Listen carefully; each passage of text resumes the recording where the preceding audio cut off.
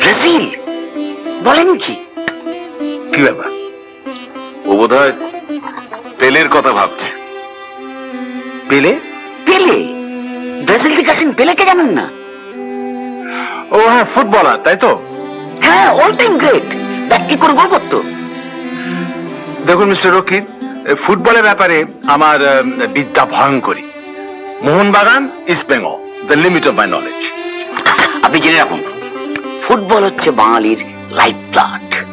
Football আর একটা জিনিস যেটা আপনি নিশ্চয়ই বিদেশে মিস করছেন।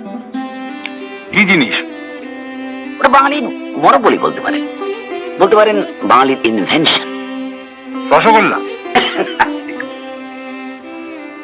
আড্ডা, নির্ভেজাল আড্ডা।